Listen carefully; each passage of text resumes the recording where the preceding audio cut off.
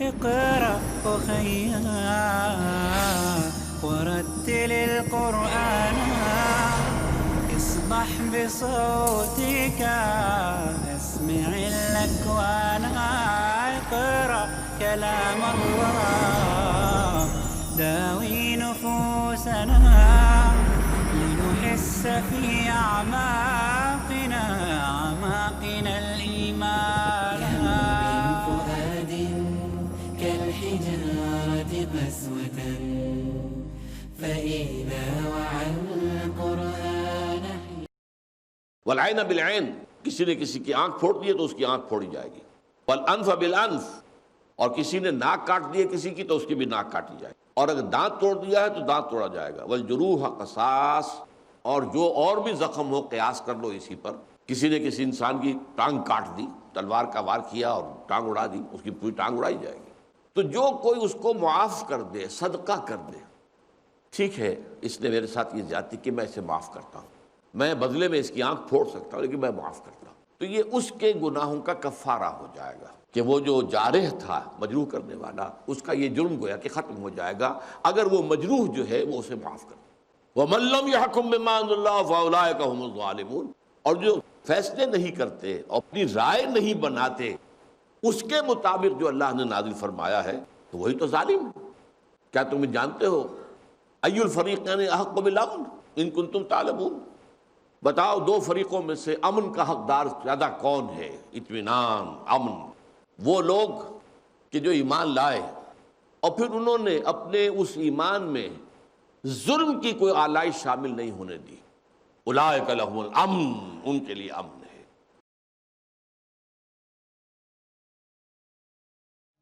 نحمدہ ونصلی علی رسولہ الکریم. اما بعد فقد قال اللہ تبارک و تعالی کما ورد فی سورۃ المائدہ. اعوذ باللہ من الشیطان الرجیم. بسم اللہ الرحمن الرحیم. یا ایہا الذین آمنوا من یرتد منکم عن دینہ فسوف یأتی اللہ بقوم یحبهم ویحبونہ اذلۃ علی المؤمنین اعزۃ علی الکافرین اذلۃ علی المؤمنین اعزۃ علی الکافرین یجاہدون فی سبیل اللہ ولا یخافون لومۃ لائم ذلک فضل اللہ یؤتیہ من یشاء واللہ واسع علیم. انما ولیکم اللہ ورسولہ والذین آمنوا الذین یقیمون الصلاة ویؤتون الزکاة وهم راکعون. ومن يتول اللہ ورسولہ والذین آمنوا فإن حزب اللہ هم الغالبون. رب اشرح لي صدری ویسر لي امری واحلل عقدۃ من لسانی یفقہوا قولی. آپ تو اگرچہ ہیں مسلمانوں سے، یا ایھا الذین آمنوا، لیکن بین السطور میں بٹوین دی لائنز اشارے موجود ہیں. اشارے میں، کنائے میں ذکر ہو رہا ہے یہود کا بھی، نصارہ کا بھی، اور خاص طور پر منافقین کا. یہ جو 8واں رکوع اس کا ہے 6 آیات پر مشتمل ہے. یا ایھا الذین آمنوا لا تتخذوا الیہود والنصارى اولیاء، تم یہودیوں کو اور عیسائیوں کو اپنی حمایتی، پشت پناہ، مددگار، دوست، ولی مت بناؤ. اولیاء و بعض، یہ ایک دوسرے کے ولی ہیں، یہ ایک دوسرے کے ساتھی ہیں، ایک دوسرے کے پشت پناہ ہیں. تو میں نے تفصیل سے عرض کیا تھا اس وقت یہ صورتحال بعضهم اولیاء و بعض، نصارہ اور یہود کے مابین یہ دوستی قرآن مجید کے نزول کے وقت موجود نہیں تھی. یہ اصل میں ایک پیشن گوئی ہے جو آج کے حالات میں ہمارے سامنے آ رہی ہے اور اس کا ذکر ہو رہا ہے. ورنہ اس وقت معاملہ یہ تھا قرآن مجید جس میں فرمایا گیا ہے کہ مسلمانوں سے عداوت میں اور دشمنی میں اور بغض میں تو سب سے بڑھ کر ہیں یہودی اور مشرکین، اور ان کے ساتھ مودت میں، نیکی میں، بھلائی میں، نرمی میں تم دیکھو گے ان لوگوں کو سب سے بڑھ کر کے جو کہتے ہیں کہ ہم نصارہ ہیں. حضرت نجاشی رحمۃ اللہ علیہ نے مسلمانوں کو پناہ دی. ہرقل کے پاس حضور کا نامہ مبارک پہنچا تو اس نے اس کی عزت کی، اکرام کیا، احترام کیا، اور وہ آمادہ ہو گیا تھا۔ تاریخی طور پر ثابت ہے کہ وہ اسلام قبول کرنے میں آمادہ ہو گیا تھا۔ حضور کو اس نے پہچان لیا تھا کہ یہ وہی آخری نبی ہیں جن کی پیشن گوئیاں تورات اور انجیل میں موجود ہیں۔ لیکن اس نے چاہا یہ تھا کہ جیسے تقریباً 250 برس قبل یا 300 برس قبل قسطنطین جو تھا، کانسٹنٹائن ایمپرر، وہ جب عیسائی ہوا تھا تو پوری مملکت روما عیسائی ہو گئی تھی، لہذا ان کا نظام انٹیکٹ رہا، وہی شہنشاہی، وہی بادشاہی، بادشاہ جو کا تم برقرار رہا، چونکہ سلطنت جو ہے وہ پوری کی پوری عیسائی ہو گئی۔ لیکن اب یہ شکل تھی کہ اسے محسوس ہوا کہ اس کے جو بھی سردار ہیں، جو بھی اس کے درباری ہیں، جو اس کے سپہ سالار ہیں، وہ قتل آمادہ نہیں ہے۔ اس لیے اس نے اپنے حکومت اور یہ تخت و تاج جو ہے اس کی جو بیڑیاں پاؤں میں پڑی ہوئی تھی اس کی وجہ سے محروم رہا، ورنہ یہ کہ اس نے اکرام کیا، اعزاز کیا۔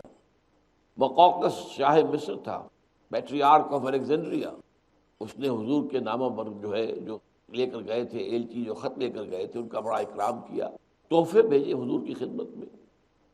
نجران کے عیسائیوں کو وفد آیا، انہوں نے آپ سے بحث و مناظرہ بھی کیا، اس کے بعد اگرچہ مجادلے سے ڈر کر بھاگ گئے، ایمان نہیں لائے، لیکن یہ ہے کہ ان کے اندر جو ہے وہ آمادگی موجود تھی، نرم دل تھی۔ تو یہ صورتحال جو تھی کہ بعضهم اولیاء و بعض، یہ اصل میں اس وقت موجود نہیں تھی۔ قرآن کہتا ہے، سورہ بقرہ میں ہے، وقالت اليہود لیست النصارى علی شیء، یہودی کہتے ہیں نصارہ کی کوئی بنیاد نہیں ہے۔ وقالت النصارى لیست اليہود علی شیء، اور نصارہ کہتے ہیں یہودیوں کی کوئی بنیاد نہیں ہے، یہ بیس لیس ہے، وہ کہتے ہیں وہ بیس لیس ہے، وہ بے بنیاد ہے، یہ بے بنیاد ہے، تو ایک دوسرے کی نفی کرتے تھے۔ اسی طرح فرمایا گیا کہ وما بعضهم بتابع قبلۃ بعض، وہ ایک دوسرے کے قبلے کی پیروی کرنے کو تیار نہیں ہے۔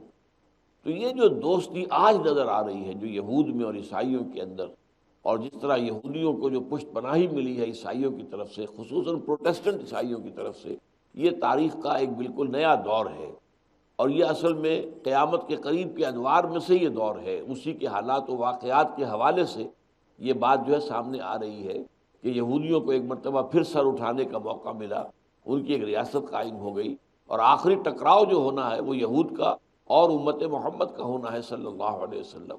اگرچہ یہودی جو ہے وہ اس میں استعمال کریں گے بطور اعلی کار عیسائیوں کو بھی، لیکن یہ ہے کہ آخری ٹکراؤ بالفعل در حقیقت جو ہونا ہے وہ سابقہ امت مسلمہ جو معزول شدہ ہے، یعنی بنی اسرائیل، اور جو موجودہ امت مسلمہ ہے یعنی امت محمد صلی اللہ علیہ وسلم، یہ ان کے درمیان جو ہے ٹکراؤ ہوگا، آخری فیصلہ کن ہوگا۔ ان کا لیڈر دجال ہوگا، اور ادھر سے لیڈر جو ہیں حضرت مہدی، اور ان کے ساتھ جو ہے حضرت عیسیٰ علیہ السلام ہو۔ تو یہ سارے واقعات جو ہے در حقیقت آج کے دور کے بارے میں ہے۔ تو اسی میں آگے چل کر کہا گیا ہے فَتَرَى الَّذِينَ فِي قُلُوبِهِم مَرَضٌ يُسَارِعُونَ فِيهِمْ، تو تم دیکھتے ہو ان لوگوں کو کہ جن کے دلوں میں روگ ہے۔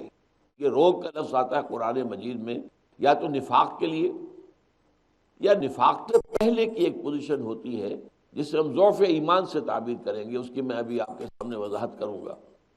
ضعف ایمان کی وجہ سے در حقیقت پر نفاق کا پودا جو لگتا ہے پروان چڑھتا ہے، تو اس کو قرآن کہتا ہے مرض، روگ ہے، ان کے دلوں میں ایک روگ ہے۔ تو جن کے دلوں میں یہ روگ ہے وہ انہی میں گھسنے کی کوشش کرتے ہیں، انہی کے ساتھ پینیاں بڑھاتے ہیں، انہی کے پاس جاتے ہیں، انہی سے دوستیاں قائم کرتے ہیں، انہی سے توقعات رکھتے ہیں۔ تو فرمایا جن کے دلوں میں یہ روگ ہے تم دیکھو گے، فَتَرَى الَّذِينَ فِي قُلُوبِهِم مَرَضٌ يُسَارِعُونَ فِيهِ يَقُولُونَ نَخْشَىٰ أَن تُصِيبَنَا دَائِرَةٌ، وہ کہتے کیا ہیں، ہمیں اندیشہ ہے کہ کوئی بہت بڑی مصیبت نازل نہ ہو جائے۔ اب اسی ایمان اور منافقت کے پس منظر میں یہ بقیہ 3 آیتیں جو اس رکوع کی ان کا مطالعہ کیجیے۔ ان میں خطاب بظاہر ہو رہا ہے اہل ایمان سے، یہ میں نے بارہا آپ کو بتایا ہے۔ قرآن مجید میں منافقین سے کہیں بھی ایک جو ہے خطاب یا ایھا الذین نافقون نہیں ہوا، یا ایھا المنافقون نہیں آیا، بلکہ اہل ایمان آ گیا، کیونکہ وہ ایمان کے مدعی تھے، وہ مسلمان تو تھے، وہ کلمہ گو تھے، وہ نمازیں پڑھتے تھے حضور کے پیچھے حضور کی امامت میں۔ عبداللہ ابن ابی جو ان کا بہت بڑا سردار تھا، سب سے بڑا جو منافق اعظم تھا، وہ تو خاص طور پر پہلی صف میں کھڑا ہوتا تھا، اور جب حضور خطبہ دینے کے لیے کھڑے ہوتے تھے تو وہ پہلے بڑھ کر کہتا تھا کہ لوگوں بڑی توجہ سے بات سنو، یہ اللہ کے رسول ہے، ان کی بات غور سے سنو۔ یہ سارا جو ان کا ڈھونگ تھا وہ اس لیے تھا کہ انہیں مسلمان تسلیم کیا جائے۔ تو مسلمان تو وہ تھے جب وہ مرتے تھے، وہ جب تک کہ سورہ توبہ کی آیات نہیں آ گئی ہیں سن 9 میں جا کر کہ اب اگر ان میں سے کسی کی موت واقع ہو تو اے نبی آپ اس کی نماز جنازہ ادا نہیں کریں گے، اس سے پہلے تو آپ نمازیں پڑھتے رہے۔ عبداللہ ابن ابی کا جنازہ پڑھا ہے آپ نے۔ لہذا اس اعتبار سے غور طلب بات ہے کہ خطاب جو ہے یہاں بظاہر ہے یا ایھا الذین آمنوا، لیکن مخاطب اصل میں کون ہے؟ وہ جن کے دلوں میں روگ ہے، جو نصارہ اور یہود کے اندر گھسنے کی کوشش کر رہے ہیں، اس سے دوستیاں بڑھانے اور پیگے بڑھانے میں لگے ہوئے ہیں۔ من یرتد منکم عن دینہ، جو کوئی بھی تم میں سے مرتد ہو گیا اپنے دین سے، فسوف یأتی اللہ بقوم یحبون، تو عن قریب اللہ ایسے لوگوں کو لے آئے گا جن سے وہ محبت کرے گا اور وہ اس سے محبت کریں گے۔ اب پہلی بات تو یہ سمجھیے ارتداد کسے کہتے ہیں؟ رد کر دینا، کسی چیز کو لوٹا دینا۔ آپ نے مجھے ایک آفر کی، میں نے لوٹا دی، نہیں، یہ رد ہے، رد کر دیا، بات کو رد کر دیا۔ اللہ کے رسول کہہ رہے ہیں مجھے مانو، میں اللہ کا نبی ہوں، اللہ کا رسول ہوں، آپ نے دعوت رد کر دی، کفر کیا، نہیں ہم ماننے کو تیار نہیں۔ اسی سے باب افتعال بنا ہے ارتداد۔ ارتداد کے معنی خود پیچھے ہٹنا، خود پیچھے ہٹنا۔ رد کے معنی کسی چیز کو ہٹا دینا، کسی چیز کو پیچھے پھینک دینا، اور ارتداد کے معنی ہے خود پیچھے ہٹنا۔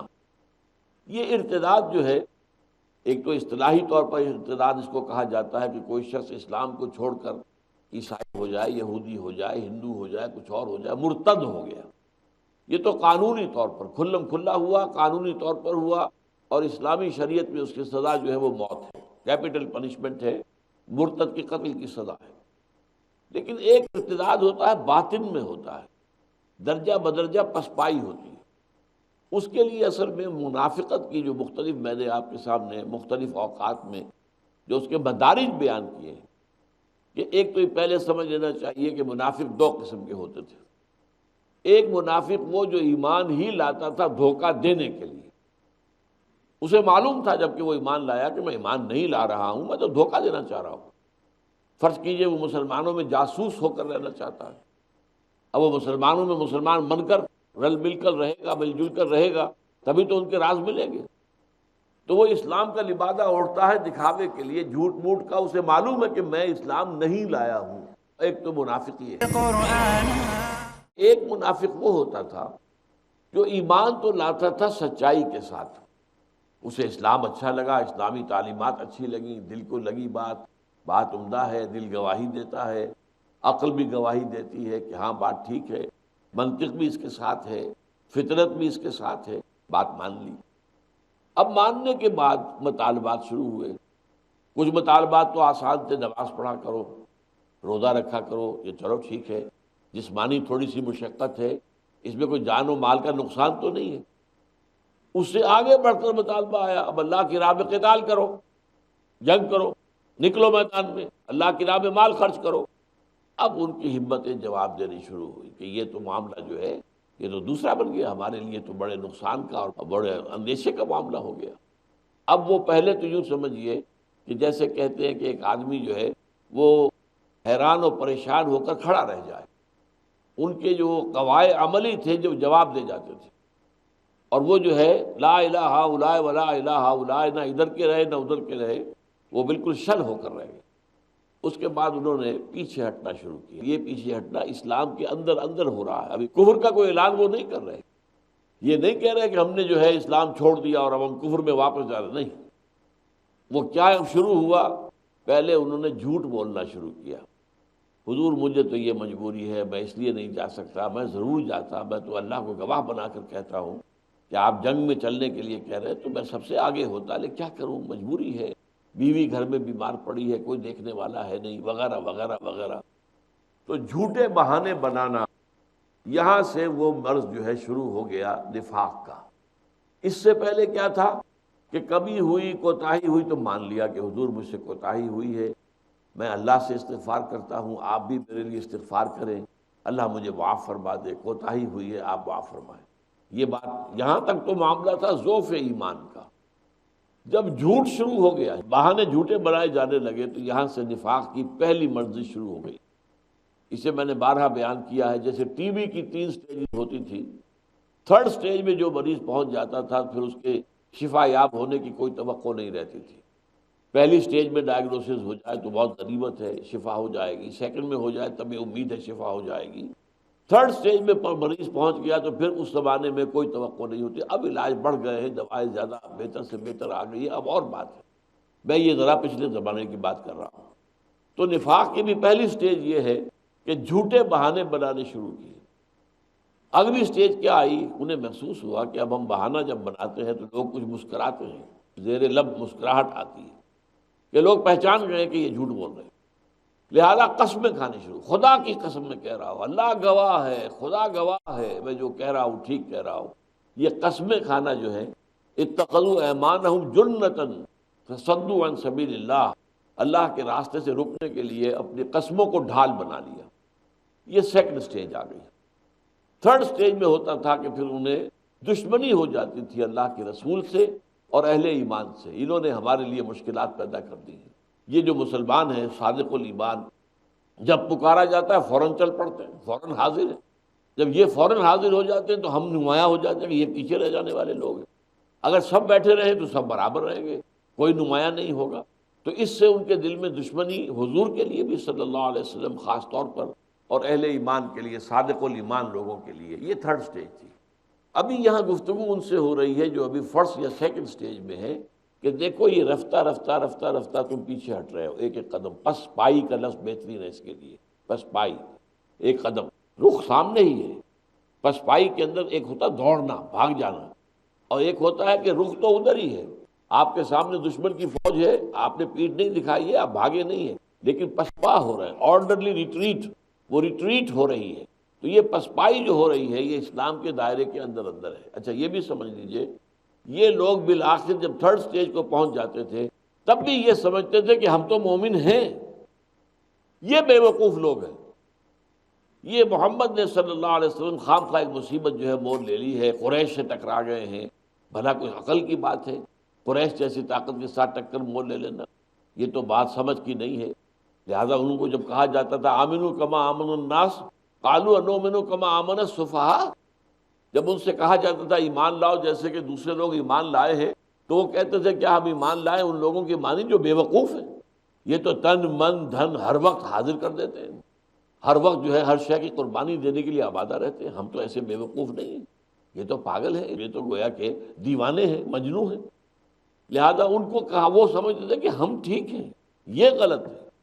جبکہ وہ پہلی قسم کا نفاق جو تھا وہ سمجھتے تھے کہ ہم منافق ہیں، مسلمان نہیں ہوئے، جس کی ایک مثال سورہ آل عمران میں موجود ہے کہ یہودیوں کے کچھ لوگوں نے یہ سازش کی تھی کہ یہ جو بہت بڑا ایک جو ہے مسلمانوں کا جو ہے ایک بڑا وقار قائم ہو گیا ہے کہ جو ایک دفعہ ایمان لے آئے چاہے اس سے کتنی ہی تکلیف دی جائے، کتنی مصیبتیں برداشت کرے، وہ واپس نہیں جاتا۔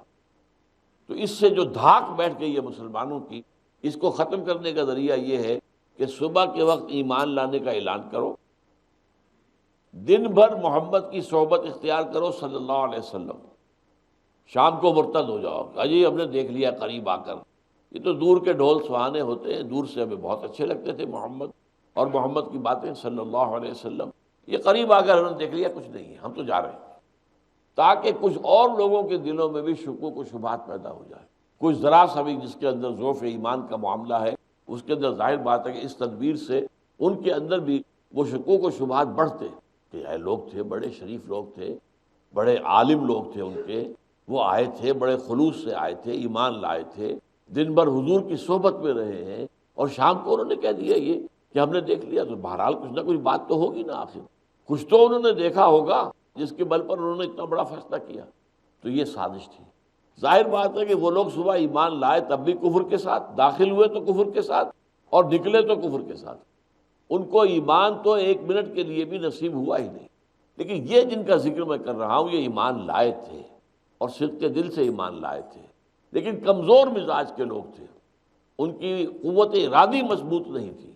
وہ اس لیے جب مرحلہ آیا انفاق اور جہاد اور قتال فی سبیل اللہ کا، تو پھر پسپائی اختیار کی، تھوڑا تھوڑا کر کے ایک ایک قدم پیچھے ہٹتے چلے گئے، یہاں تک کہ وہ دائرہ ایمان سے تو بالکل خارج ہو گئے، ہاں دائرہ اسلام میں رہ گئے۔ وہ تب مرے گا تو اس کی جو ہے نماز جنازہ پڑھ دی جائے گی، وہ مسلمانوں میں تو شمار رہے گا، اس لیے کہ اس نے کوئی اعلان نہیں کیا، اپنے ارتداد کا جو ہے اعلان نہیں کیا، اس نے یہ اعلان نہیں کیا کہ میں اسلام کو چھوڑ کر جا رہا ہوں، لہذا قانوناً وہ مسلمان تو رہے گا لیکن دائرہ ایمان سے خارج ہو جائے گا۔ اب ایسے لوگوں سے خطاب ہو رہا ہے، یا ایھا الذین آمنوا، اے ایمان کے دعوے دارو، من یرتد منکم عن دینہ، جو کوئی بھی پسپائی اختیار کرے گا تم میں سے اپنے دین سے، فسوف یأتی اللہ بقوم یحبہم، یہاں پہ کیا چیز محذوف ہے؟ تو اللہ کو ان کی کوئی پرواہ نہیں ہے، یہ نہیں ہے کہ ان کے ہی مدد سے، انہی کے تعاون سے دین کا کام چل سکتا تھا ورنہ چلے گا نہیں، بلکہ اللہ انہیں ہٹائے گا، تمہیں ہٹائے گا اور قوم لے آئے گا۔ اور یہ وہ بات ہے کہ جو اس سے بہت پہلے سورہ مائدہ سے بہت پہلے سورہ محمد نازل ہوئی ہے صلی اللہ علیہ وسلم، وہ تو سورہ بقرہ سے بھی پہلے نازل ہوئی، غزوہ بدر سے پہلے نازل ہوئی، اور اس کے آخر میں فرمایا گیا وَإِن تَتَوَلَّوْا يَسْتَبْدِلْ قَوْمًا غَيْرَكُمْ، دیکھو اگر تم پیٹھ دکھاؤ گے اس مشن سے جو تمہارے حوالے کیا گیا ہے، محمد الرسول اللہ کے امتی ہونے کے ناطے جو مشن اب تمہارے حوالے کیا گیا ہے، اگر اسے پیٹھ دکھاؤ گے تو تمہیں ہٹا کر اللہ کسی اور قوم کو لے آئے گا، وہ اپنے دین کا جھنڈا کسی اور کے ہاتھ میں پکڑا دے گا۔ یہ معاملہ جو تھا یہ پہلے سے دھمکی موجود تھی، اب یہاں اس کا اعادہ ہو رہا ہے کہ تم یہ نہ سمجھو کہ یہ چھپر جو ہے تمہارے ہی کھڑے کیے ہوئے کھڑا ہے، یہ سائبان جو ہے اگر تم نہ اس کو سہارا دو تو یہ تو گر جائے گا، نہیں، یہ معاملہ اللہ کا ہے، اللہ تمہیں ہٹائے گا اور لوگوں کو لے آئے گا۔ اب یہ اور لوگ کیسے ہوں گے؟ یہ تین اوصاف کے یہاں پہ گروپ آ رہے ہیں، جوڑے آ رہے ہیں، اور یہ بڑے اہم ہیں، یعنی جو اللہ کے پسندیدہ لوگ ہیں، اللہ جن سے راضی ہے، اللہ جن سے خوش ہے، ان کے بارے میں تین جوڑے آئے، یحبہم و یحبونہ۔ پہلا وصف ان کا یہ ہے کہ اللہ ان سے محبت کرے گا اور وہ اللہ سے محبت کریں گے۔ یہاں نوٹ کرنے کی بات کیا ہے؟ یحبہم پہلے ہے، وہ یحبونہ بعد میں ہے۔ اللہ ان سے محبت کرے گا اور وہ اللہ سے محبت کریں گے۔ یہ محبت جو ہے اہل ایمان کے اور اللہ کے درمیان ہے، وہ تو صاف فرما دیا گیا ہے، والذین آمنوا اشد حبا للہ، جو اہل ایمان ہیں ان کی شدید ترین محبت اللہ سے ہوتی ہے، اپنے والدین کے مقابلے میں، اپنے بھائی بندوں کے مقابلے میں، اپنی بیوی یا اپنے شوہر کے مقابلے میں، اپنی اولاد کے مقابلے میں، مال و دولت کے مقابلے میں، جیسے کہ سورہ توبہ کی آیت نمبر 24 میں فرمایا گیا، قُلْ إِنْ كَانَ آبَاؤُكُمْ وَأَبْنَاؤُكُمْ وَإِخْوَانُكُمْ وَأَزْوَاجُكُمْ وَعَشِيرَتُكُمْ وَأَمْوَالٌ اقْتَرَفْتُمُوهَا وَتِجَارَةٌ تَخْشَوْنَ كَسَادَهَا وَمَسَاكِنُ تَرْضَوْنَهَا أَحَبَّ إِلَيْكُم مِّنَ اللَّهِ وَرَسُولِهِ وَجِهَادٍ فِي سَبِيلِهِ فَتَرَبَّصُوا حَتَّىٰ يَأْتِيَ اللَّهُ بِأَمْرِهِ وَاللَّهُ لَا يَهْدِي الْقَوْمَ الْفَاسِقِينَ۔ اے نبی ان سے کہہ دیجئے کہ دیکھو اے مسلمانوں، اے نام نہاد مسلمانوں، اے ایمان کا دعویٰ دار مسلمانوں، اگر تمہیں اپنے باپ اور اپنے بیٹے اور اپنے بھائی اور اپنے اسپاؤسز، بیوی کے لیے شوہر، شوہر کے لیے بیوی، اور اپنے رشتہ دار عشیرتکم، اور وہ مال جو تم نے بڑی محنت سے جمع کیے ہیں، اور وہ تجارت جس کے کساد کا تمہیں اندیشہ رہتا ہے، بڑی محنت سے جمایا ہے دھندا اور کاروبار، اور وہ بلڈنگیں، وہ حویلیاں، وہ مکانات، وہ کوٹھیاں، وہ بنگلے، وہ جو تم نے تیار کیے ہیں اور وہ بہت تمہیں پسند ہے، اگر یہ 8 چیزیں زیادہ محبوب ہیں اللہ سے اور اس کے رسول سے اور اس کی راہ میں جہاد کرنے سے، فتربصوا، تو جاؤ بیٹھو، انتظار کرو، دفع ہو جاؤ، حتیٰ یاتی اللہ بامرہ، یہاں تک کہ اللہ اپنا فیصلہ سنا دے، واللہ لا یہدی القوم الفاسقین، اور اللہ ایسے فاسقوں کو ہدایت نہیں دیتا۔ ورتل القرآن۔ اللہ یہ نہیں کہتا کہ اولاد سے محبت نہ کرو، کرو، لیکن اللہ کی محبت کے نیچے نیچے۔ شوہر بیوی سے محبت کرے، بیوی شوہر سے محبت کرے، اللہ کی محبت کے نیچے نیچے، اللہ اور اس کے رسول اور اللہ کی راہ میں جہاد کی محبت سب سے اونچی رہنی چاہیے۔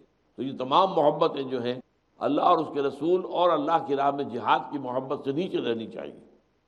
اچھا، یہاں ایک نکتہ عجیب ہے، یحبہم و یحبونہ، اللہ ان سے محبت کرے گا اور وہ اللہ سے محبت کریں گے۔ عام طور پر ہمارا گمان اور خیال یہ ہوتا ہے کہ جب بندہ اللہ سے محبت کرتا ہے تو اللہ بندے سے محبت کرتا ہے، اور یہی ترتیب آتی ہے، ان تنصروا اللہ ینصرکم، اگر تم اللہ کی مدد کرو گے تو اللہ تمہاری مدد کرے گا، بالکل ٹھیک ہے۔ لہذا اسی طرح اگر تم اللہ سے محبت کرو گے تو اللہ تم سے محبت کرے گا۔ یہاں ترتیب الٹی ہے، یحبہم، اللہ ان سے محبت کرے گا وَيُحِبُّونَهُ، اور وہ اللہ سے محبت کریں گے۔ یہاں بہت باریک نکتہ ہے کہ اصل میں اگرچہ شکل یہی ہے، ہدایت اسی کو ملتی ہے جو ہدایت کا طالب ہو، ٹھیک، لیکن ہدایت کی طلب بھی اللہ ہی پیدا کرتا ہے۔ آخری بات یہی ہے، جو بھی کچھ ہے وہ اللہ کی طرف سے، اس کی عطا سے ہے، اس کی دین سے ہے، اس کی بخشش سے ہے، اپنے آپ ہمارے کچھ کیے کچھ نہیں ہو سکتا۔ اسی لیے بڑا پیارا شعر ہے فارسی کا کہ داد اورا قابلیت شرط نیست، بلکہ شرط قابلیت داد اوست۔ اللہ کا کسی کو کچھ دینا اس سے مشروط نہیں ہے کہ اس شخص میں اس کی صلاحیت موجود ہو۔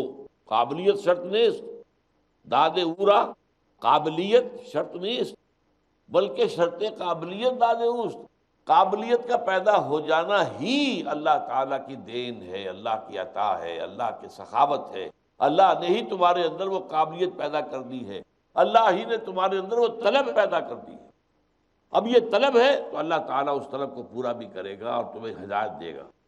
تو یحبہم ویحبونہ، اللہ ان سے محبت کرے گا اور وہ اللہ سے محبت کریں گے۔ دوسری ان کی صفت کیا ہے؟ جوڑا، اذلۃ علی المؤمنین اعزۃ علی الکافرین، اہل ایمان کے حق میں بہت نرم ہوں گے، کمزور، ذلیل کہتے ہیں نرم شے کو، کمزور شے کو۔ اذلۃ علی المؤمنین اعزۃ علی الکافرین، کافروں کے مقابلے میں بہت بھاری، بہت سخت پتھر۔ یہ اصل میں اس کو کہا اقبال نے، ہو حلقہ یاراں تو بریشم کی طرح نرم، رزم حق و باطل ہو تو فولاد ہے مومن۔ یہی بات جو ہے سورہ فتح میں بھی آئی ہے، اشداء علی الکفار رحماء بینہم۔ یہ دو صفات جو ہے اہل ایمان میں، اور سچے صادق الایمان لوگ جو اقامت دین کی جد و جہد میں لگے ہوئے ہوں، ان کے اندر یہ کامریڈ شپ ہونی چاہیے، آپس کی محبت ہونی چاہیے، آپس کی اخوت ہونی چاہیے۔ انما المؤمنون اخوۃ، تمام اہل ایمان تو بھائی بھائی ہیں آپس میں۔ یہ اخوت، محبت، یہ اہل ایمان کے اندر ہونی مطلوب ہے۔ اور ظاہر بات ہے کہ آپ نرم بھی ہوں، آپ کے مومن بھائی نے آپ نے کچھ کہہ بھی دیا آپ کو تو آپ معاف کریں، نرمی کے اس کا معاملہ کریں۔ کہیں آپ کو اس نے کچھ تھوڑی سی دل کو ٹھیس پہنچا بھی دی تو آپ نے اس کو نظر انداز کیا، اس لیے کہ آپ نرمی کا راستہ اختیار کر رہے ہیں۔ لیکن کافروں کے مقابلے میں سخت، انہیں کہیں انگلی دھسانے کا موقع نہ مل جائے، کہیں ایسا نہ ہو کہ تمہارے نرم رویے کی وجہ سے انہیں توقع پیدا ہو جائے کہ تمہیں بھی مرتد کر کے لے جائیں گے، تمہیں بھی اپنا ہم خیال بنا لیں گے، تمہیں بھی اسلام سے روگردان کر دیں گے، کہیں یہ توقع پیدا نہ ہو جائے۔ لہذا وہ رویہ جو ہے اتنا سخت رہنا چاہیے۔ اشداء علی الکفار، کفار پر نہایت شدید، نہایت سخت، نہایت بھاری۔ رحماء بینہم، آپس میں رحیم، آپس میں ایک دوسرے پر رحمت رکھنے والے، آپس میں ایک دوسرے کے ساتھ نیکی کرنے والے، آپس میں ایک دوسرے کے ساتھ خلوص و اخلاص کرنے والے، آپس میں ایک دوسرے کے اوپر خرچ کرنے والے، والمتجالسین فیہا، میرے لیے ایک دوسرے کے ساتھ مل کر بیٹھنے والے، والمتبادلین فیہا، میرے لیے ایک دوسرے پر خرچ کرنے والے، والمتزاورین فیہا، میرے لیے ایک دوسرے سے ملاقات کرنے والے، والمتحابین فیہا، میرے لیے ایک دوسرے سے محبت کرنے والے۔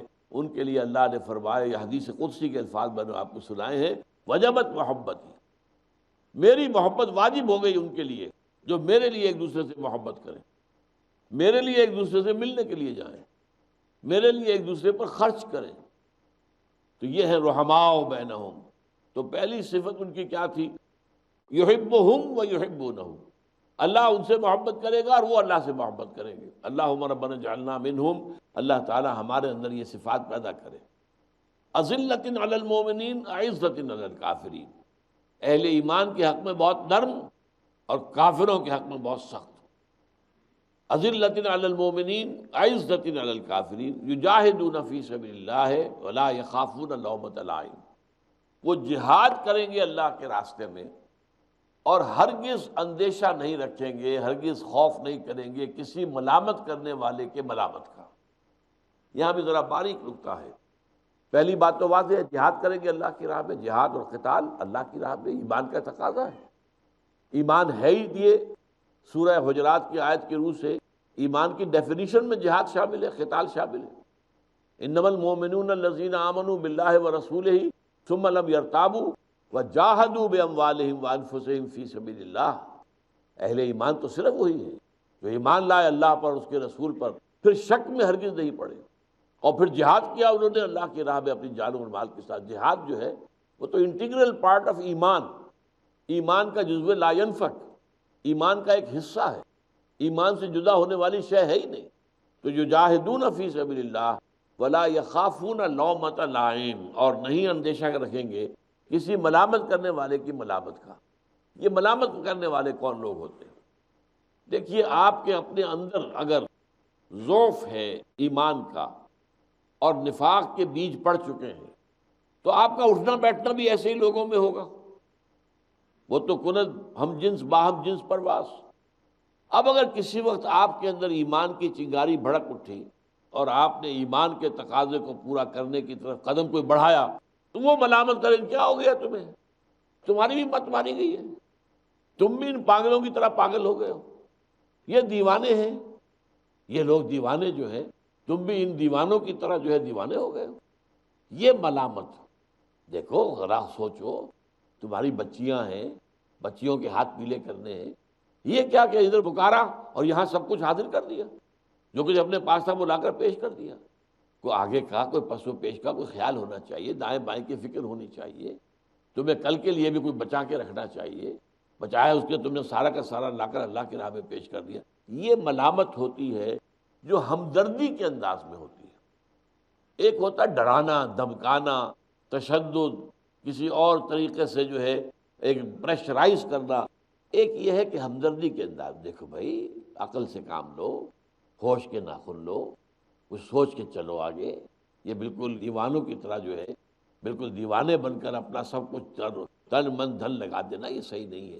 لا یخافون لومۃ لائم، وہ لوگ جو ہیں وہ اس قسم کی ملامتوں سے، یہ محبت آمیز قسم کی ملامت، یہ ہمدردی والی ملامت کہ مت آگے بڑھو، ان سے بالکل اثر انداز نہیں، اثر پذیر نہیں ہوں گے، ان کے اندر جو ہے ان تمام چیزوں سے کوئی اثر پیدا نہیں ہوگا۔ ذالک فضل اللہ یؤتیہ من یشاء، یہ ہے اللہ کا فضل، وہ دیتا ہے جس کو چاہتا ہے۔ اللہم ربنا اجعلنا منہم، اے اللہ ہمیں ان میں شامل کر، ہمیں یہ فضل عطا فرما دے، ہمیں اپنے دین کے لیے تن من دھن لگانے کی ہمت اور ارادہ اور عزیمت عطا کر دے۔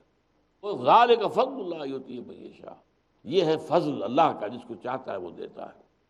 واللہ واسع علیم، اور اللہ بڑی وسعت والا ہے، اس کے فضل کے خزانوں میں کوئی کمی نہیں ہے، وہ بے انتہا ہے، لا متناہی ہے، ان کی کوئی حد نہیں ہے، ان کا کوئی کنارہ نہیں ہے، لہذا اس کا خزانہ فضل کا بھی ختم ہونے والا نہیں ہے۔ لاکھوں کا، کروڑوں، اربوں اگر اہل ایمان تاریخ انسانی میں پیدا ہوئے یا ہوں گے قیامت تک، سب پر اللہ تعالیٰ کا وہ فضل جو ہے اس کا جو ہے لنگر کھلا رہے گا۔ ذالک فضل اللہ یؤتیہ من یشاء واللہ واسع علیم، کہ اللہ بہت وسعت والا ہے، اس کا فضل جو ہے بہت وسعت والا ہے، لیکن علیم بھی ہے۔ علیم کی شرط یہ ہے، یہ فضل دیتا اسی کو ہے جو اس کا حقدار ہو۔ یہ فضل جو ہے ایسے ہی تقسیم نہیں ہوتا، یہ یوں ہی نہیں بانٹا جاتا، بلکہ اس کے لیے جو حقدار ہوں، جو ان تین جوڑوں پر، جو تین صفات کے جوڑے ان پر پورے اترے، یحبہم ویحبونہ، اذلۃ علی المؤمنین عزۃ علی الکافرین، جاہدون فی سبیل اللہ ولا یخافون لومۃ لائم۔ یہ اگر 6 باتیں پوری ہو جائیں تو پھر اللہ تعالیٰ کا فضل ہے یہ۔ ذالک فضل اللہ یؤتیہ من یشاء، یہ اللہ کا وہ فضل ہے جو اللہ عطا کرتا ہے جس کو چاہتا ہے۔ واللہ واسع علیم، اللہ تعالیٰ جو ہے واسع ہے، بہت وسعت والا ہے، اس کا فضل جو ہے اس کے خزانے لا متناہی ہیں، لیکن وہ علیم ہے، وہ جانتا ہے کون اس کا حقدار ہے، وہ اسی کو دیتا ہے۔ اقرأ وخيا ورتل القرآن اذلۃ علی المؤمنین عزۃ علی الکافرین، جاہدون فی سبیل اللہ ولا یخافون لومۃ لائم۔ یہ اگر 6 باتیں پوری ہو جائیں تو پھر اللہ تعالیٰ کا فضل ہے یہ۔ ذالک فضل اللہ یؤتیہ من یشاء، یہ اللہ کا وہ فضل ہے جو اللہ عطا کرتا ہے جس کو چاہتا ہے۔ واللہ واسع علیم، اللہ تعالیٰ جو ہے واسع ہے، بہت وسعت والا ہے، اس کا فضل جو ہے اس کے خزانے لا متناہی ہیں، لیکن وہ علیم ہے، وہ جانتا ہے کون اس کا حقدار ہے، وہ اسی کو دیتا ہے۔ انما ولیکم اللہ ورسولہ والذین آمنوا۔ اب یہاں کیونکہ دیکھیے اس آیت میں اشارہ کیا تھا، تم یہودیوں کو اور عیسائیوں کو اپنے ولی مت بناؤ۔ اچھا یہ تو اہل ایمان سے خطاب ہو گیا، یہ ایک دوسرے کے ولی ہیں، یہ بھی ثابت ہو گیا۔ اس کے بعد فرمایا تم دیکھتے ہو جن لوگوں کے دلوں میں روگ ہے وہ انہی میں گھسنے کی کوشش کرتے ہیں، ان کے ساتھ دوستی کی پینگیں بڑھاتے ہیں، کیوں؟ تاکہ وقت ضرورت کام آئے۔ اب ان کا معاملہ کیا تھا؟ دیکھیے ایک طرف حق ہے، ایک طرف باطل ہے، ایک کشاکش جاری ہے، ابھی مقابلہ ہے۔ مقابلے میں ایسا بھی ہوا کہ غزوہ بدر میں فتح مبین حاصل ہو گئی مسلمانوں کو، کفار کے 70 سردار بڑے بڑے لوگ، چوٹی کے لوگ مارے گئے مشرکین مکہ میں سے، اور مسلمانوں کو نقصان بہت تھوڑا پہنچا۔ 14 صحابہ شہید ہوئے 13 موقع پر میدان بدر میں، اور ایک زخمی ہو گئے تھے، وہ بعد میں مدینے واپس آتے ہوئے اس کے سفر کے دوران انتقال ہو گیا، 14 ہو گئے۔ لیکن یہ جو اب موومنٹ تھی یہ ایک سال کے بعد ڈاؤن بھی آ گئی، مسلمانوں ہی کی ایک غلطی سے غزوہ احد کے اندر پانسا پلٹ گئے، 70 صحابہ شہید ہو گئے، اور اس میں چوٹی کے صحابہ حضرت حمزہ رضی اللہ تعالی عنہ، مصعب بن عمیر رضی اللہ تعالی عنہ، بڑے بڑے چوٹی کے صحابہ، مصعب بن عمیر جن کے وجہ سے اور جن کے ذریعے سے مدینہ منورہ میں انقلاب آ گیا، وہی معلم کی حیثیت سے بھیجے گئے تھے، شہید ہو گئے۔ تو یہ معاملہ ابھی جو ہے یوں سمجھیے کہ یہ ابھی چل رہی ہے، رسہ کشی ہو رہی ہے۔ جب رسہ کشی ٹگ آف وار کبھی ہوا کرتی تھی اسکولوں کے اندر، تو کیا کبھی ایک طرف والے ذرا کھینچ کر 2-4 قدم بڑی مشکل سے لے گئے ہیں، پھر اچانک ادھر نے جھٹکا مارا ہے اور پھر وہ اپنی طرف لے گئے ہیں، تو یہ ہے کشاکش، کھینچنا، ایک دوسرے کی طرف کھینچ رہے ہیں۔ جب تک یہ کشاکش جاری ہے کچھ پتہ نہیں کس کو جیت ہو جائے، کیا پتہ کفار کامیاب ہو جائے۔ تو کفار کے ساتھ بھی کچھ نہ کچھ گڈ آفیسز اپنے بنا کر رکھو، ان کے ساتھ بھی کوئی دوستیاں رکھو، کوئی مراسم رکھو، کچھ ان پر احسانات بھی کرو، تاکہ ایک وقت میں جا کر کہہ سکو دیکھو ہم نے تم پر یہ احسان کیا تھا، ہم نے تمہاری مدد کی تھی، ہم نے تمہیں بر وقت یہ اطلاع پہنچا دی تھی، تاکہ ہمارے احسان کو مان کر اب ہمارے ساتھ اچھا سلوک کرو۔ اور کیا پتہ مسلمان کامیاب ہو جائے، لہذا ادھر سے بھی رشتہ توڑنا نہیں ہے، رشتہ جڑا رہے، مسلمان رہو۔ یہ ان کی کیفیت تھی مصلحت کوشی کی وجہ سے، چونکہ دنیا ان کا مطلوب تھی، آخرت نہیں۔ اگر ایمان یقین والا ایمان ہو تو آخرت مطلوب ہو جاتی ہے، پھر ہر چیز بعد آباد والا معاملہ ہوتا، اب جو ہو سو ہو، جو بھی ہو جائے کوئی پرواہ نہیں، جو انجام بھی ہو۔ یہ کشتی ڈوبتی ہے تو ہم بھی ڈوبیں گے، یہ تیرے گی تو ہم تیریں گے، ہر چیز بعد آباد ماں کشتی در آب انداختے، اب ہر جو ہو سو ہو، ہم نے تو کشتی دریا میں ڈال دی ہے۔ یا جیسے آپ کو معلوم ہے طارق بن زیاد نے کیا تھا، اپنی کشتیاں جلا دی تاکہ واپس جانے کا کسی کو خیال ہی نہ آئے کہ واپس جائیں گے تو ہم یہاں سے پھر کشتیوں میں سوار ہو کر اور شمالی افریقہ چلے جائیں گے، ہسپانیہ سے نہیں، معلوم ہو کہ راستہ پیچھے ہے ہی نہیں، اب تو یہیں مرنا ہے، یہیں کٹنا ہے، اور یہیں پر یا جیتنا ہے یا جو بھی اپنی جانیں دے دینی ہے۔ تو اس طرح کا معاملہ ہوتا ہے صاحب ایمان کا۔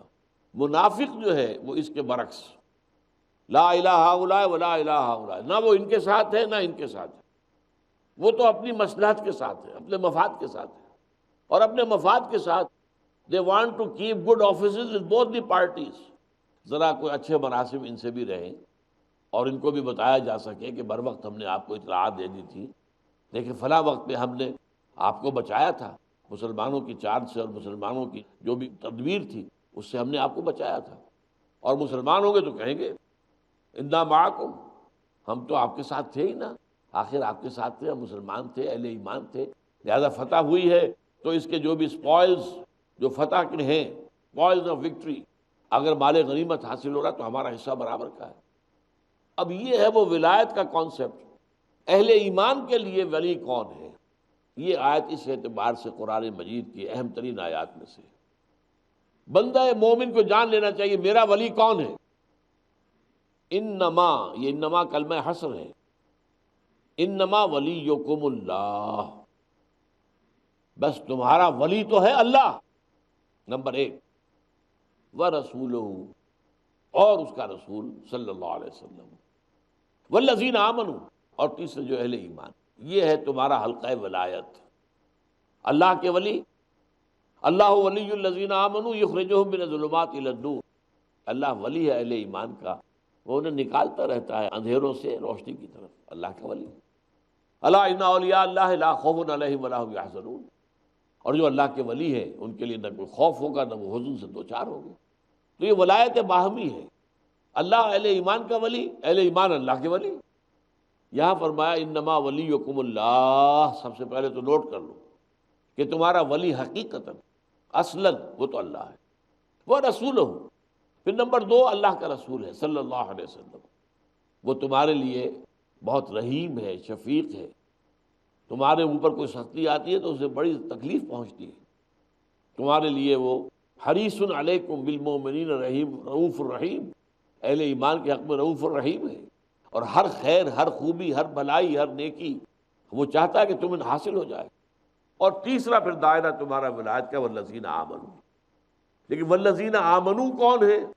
ایک ہی آیت میں ابھی اس کی تشریح ہو رہی ہے، والذین آمنوا الذین یقیمون الصلاۃ ویؤتون الزکاۃ وہم راکعون، وہ جو کہ نماز قائم کرتے ہیں، زکوٰۃ ادا کرتے ہیں اور جھکے ہوئے ہوتے ہیں، وہم راکعون۔ یہ ابھی میں عرض کروں گا یہاں یہ ہم راکعون کس معنی میں آ رہا ہے، اس کو عام طور پر لوگوں نے سمجھا نہیں ہے، عام ترجمہ یہ کیا ہے، ظاہر بات ہے یقیمون الصلاۃ سب کو معلوم ہے، نماز قائم کرتے ہیں، ویؤتون الزکاۃ اور زکوٰۃ ادا کرتے ہیں، اس کی تو کسی وضاحت کی ضرورت نہیں ہے، یہ تو اسلام کے پلرز ہیں، یہ جو بھی ہے بنی الاسلام علی خمس، ان 5 میں سے 2 پلرز جو ہیں وہ نماز اور زکوٰۃ۔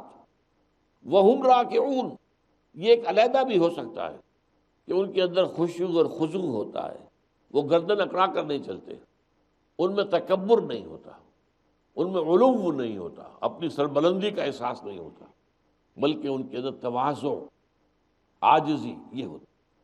لیکن یہاں اس کا خاص تعلق ہے، جس کو میں عرض کر رہا ہوں کہ اکثر لوگوں کی سمجھ میں نہیں آیا، یؤتون الزکاۃ وہم راکعون، وہ زکوٰۃ دیتے ہیں جھک کر۔ اصل میں زکوٰۃ دینے میں کیا معاملہ ہے؟ اگر آپ کسی کو زکوٰۃ دے رہے ہیں تو آپ کا ہاتھ اونچا ہے، اس کا نیچا ہے، دینے والا، حدیث کے الفاظ بھی ہے الید العلیٰ خیر من الید السفلیٰ، اوپر کا ہاتھ نیچے والے ہاتھ سے بہتر ہے، دینے والا ہاتھ اوپر کا ہے، لینے والا ہاتھ نیچے کا ہے۔ تو اس موقع پر احساس ہو سکتا ہے میں برتر ہوں، یہ کمتر ہے، یہ گھٹیا ہے، میں اعلیٰ ہوں، میں اونچا ہوں، یہ نیچا ہے۔ یہ وقت ہے خاص طور پر کہ یہاں پر عجز ہونا چاہیے، یہاں پر تواضع ہونی چاہیے، یہاں یہ کام جھک کر کرنا چاہیے۔ اور اس میں خاص طور پر جو نقطہ سمجھنے کا ہے، سورہ بقرہ میں جو 2 رکوع آئے ہیں انفاق پر، اس انفاق کے ضمن میں آخری بات کیا آئی ہے؟ اس انفاق فی سبیل اللہ کا سب سے بڑھ کر حقدار کون ہے؟ للفقراء الذین احصروا فی سبیل اللہ، وہ مفلس لوگ جو اللہ کی راہ میں گر گئے ہیں، وہ لوگ جو ہمہ وقت اللہ کے کام میں لگے ہوئے، اب ان کے پاس ٹائم ہی نہیں ہے اپنی معاش کے لیے۔ اب آپ کو معلوم ہے اصحاب صفہ بیٹھے ہوئے، کوئی ان میں سے کام نہیں کر رہا، حضور کی صحبت سے فیض یاب ہو رہے ہیں، حضور کی تعلیم سے فیض یاب ہو رہے ہیں، اور کبھی حضور کے پاس مطالبہ آتا ہے کہ ہمارے کچھ اپنے مبلغ ہمارے ہاں بھیج دیجئے، حضور بھیج دیتے ہیں۔ یہ لوگ ہمتن کارکن ہیں، اور یہ ہمتن کارکن جو ہیں ہول ٹائم، یہ کوئی امپلائیز نہیں تھے، ان کی کوئی تنخواہیں نہیں تھیں، ان کے کوئی مشاہرے نہیں تھے، ان کے کوئی اور اس طرح کے جو ہیں وہ معاوضے کی ریمونریشن کی شکلیں نہیں تھیں، بلکہ کچھ آ گیا ہے صدقہ خیرات، کہیں سے کوئی بات آ گئی ہے تو کھا لیا ہے، نہیں تو بھوکے سو گئے، کئی وقت کے فاقے پڑتے تھے۔ اس کے علاوہ بھی ایسے فقراء صحابہ تھے جو اصحاب صفہ میں سے نہیں تھے، لیکن وہ کوئی کام نہیں کرتے تھے سوائے دین کی دعوت و تبلیغ کے، ہمہ وقت۔ اب ایسے لوگ جو دین کے کام میں احصروا فی سبیل اللہ، اللہ کی راہ میں اس طرح گر گئے ہیں، اس طرح اس کی مصروفیات جو ہیں وہ اقامت دین کی جد و جہد میں اتنی زیادہ بڑھ گئی ہیں کہ اب ان کے لیے ممکن نہیں اپنی معاش پیدا کرنا۔ معاش کے لیے بھاگ دوڑ ہوگی، کچھ وقت لگے گا، کچھ قوت لگے گی، کچھ صلاحیت صرف ہوگی، تبھی تو آدمی معاش جو ہے پیدا کرے گا، ویسے تو نہیں ہو جائے گا۔ یہ لوگ سب سے بڑھ کر مستحق ہیں، لا یسألون الناس الحافا، تم انہیں پہچانو گے ان کو چہروں سے، وہ کبھی مانگیں گے نہیں، وہ مانگنے والے نہیں ہوتے، وہ بڑے خوددار ہوتے ہیں، ان کے اندر اپنی جو ہے شخصیت کا وقار ہوتا ہے، وہ کئی مانگنے والے نہیں، لا یسألون الناس الحافا، وہ لوگوں سے لپٹ کر مانگتے نہیں، وہ بیگرز نہیں ہوتے، وہ تو اللہ کے دین کے کام میں لگے ہوئے، فاقے آ رہے ہیں تو جھیل رہے ہیں، برداشت کر رہے ہیں، لیکن یہ کہ تم تلاش کرو انہیں اور تم تلاش کر کے ان تک پہنچاؤ، اور اگر قبول کر لیں تو ان کے ممنون ہو جاؤ کہ انہوں نے قبول کیا ہے۔ یؤتون الزکاۃ وہم راکعون، بجائے اس کے کہ تم سمجھو کہ تم نے بڑا کوئی فضل کیا ہے، بڑا تیر مارا ہے، بڑی ان کی مدد کر دی ہے، بڑا ان پر احسان کیا ہے، بہت بڑا تم نے جو ہے نیکی کا کام کیا، نہیں، تم مانو ان کا احسان کہ انہوں نے تمہارے انفاق کو قبول کر لیا ہے۔ وَيُؤْتُونَ الزَّكَاةَ وَهُمْ رَاكِعُونَ۔ اقرأ